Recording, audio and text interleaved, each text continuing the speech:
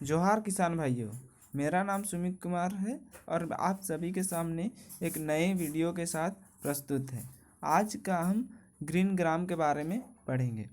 Green gram जिसे मूंग भी कहते हैं। तो चलिए वीडियो को स्टार्ट करते हैं।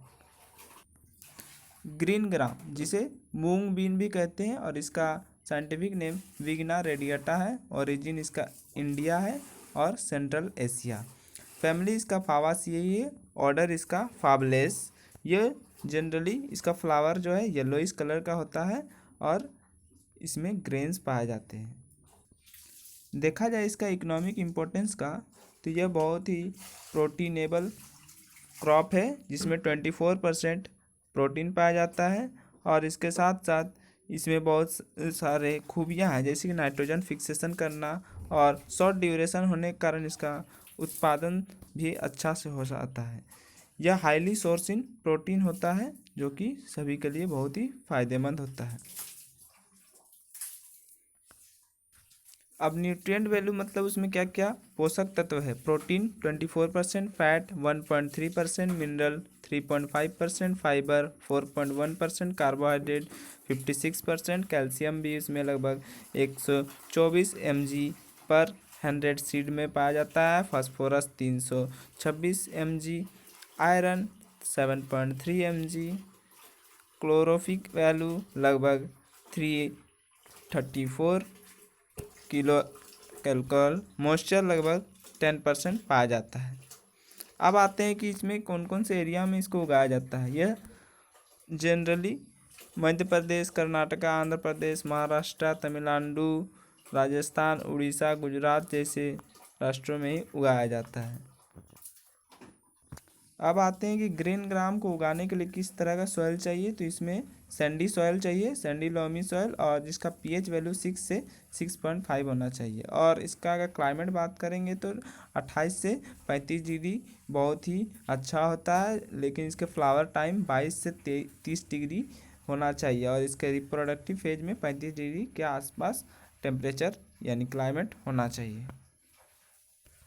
तो इसका लैंड किस तरह तैयार करेंगे। सबसे पहले 2 से 3 बार हम लोग प्लोइंग करेंगे, हैरोइंग करेंगे, फिर प्लैंकिंग करके उसको समतल बना लेंगे। इसमें हम लोग 5% मैलेथियोन का यूज भी करेंगे जिससे टर्माइट्स की समस्याएं कम हो सकती है। अब आते हैं सोइंग। सोइंग से पहले हम लोग सीड ट्रीटमेंट बहुत ही ज़रूरी है जो कि हमें बीमारियों से रक्षा करती है। सीड ट्रीटमेंट के लिए बेबिस्टिन लगभग 2 ग्राम पर केजी सीड के रूप में इस्तेमाल कर सकते हैं। इसका सीड रेट 20 से 25 केजी पर हेक्टेयर इस्तेमाल करते हैं। इसका मुख्यतः सोइंग टाइम मिड जून से जुलाई है और समर सीजन में फरवरी से मार्च है। वैरायटी बात करेंगे, इसमें बहुत तरह तरह के हैं। पूसा विशाल, SML 668, पूसा बैसाखी, PS 16 सभी है वैरायटी। अब आते हैं कि इसमें क्या क्या फर्टिलाइज़र लगेगा। तो इसमें मेनली जो नाइट्रोजन, फास्फोरस और पोटासियम लगते हैं, जिसमें नाइट्रोजन 25 kg, फास्फोरस 50 kg और पोटासियम 25 kg। इसके अलावा 20 kg सल्फर देने से पैदावार अच्छा होता है। अब आते हैं हम लोग इसकी खरपतवार यानी वीड मैनेजमेंट किस तरह करेंगे। इसके लिए हम लोग 15 से 20 दिन के अंतराल में पहला इंटर कल्चरिंग ऑपरेशन करेंगे, मतलब मिट्टी को कोड़ेंगे जिससे वीड निकाल सकते हैं, और दूसरा इंटर कल्चर ऑपरेशन करेंगे 35 दिन के अंतराल में। इसके अलावा केमिकल का भी इस्तेमाल कर सकते हैं, जैसे alachlor 2 kg active ingredient per hectare और पेंडामिथाइलिन 0.7 से 1 kg एक्टिव इंग्रेडिएंट आप यूज कर सकते हैं वीड मैनेज के लिए। अब आते हैं वाटर मैनेजमेंट।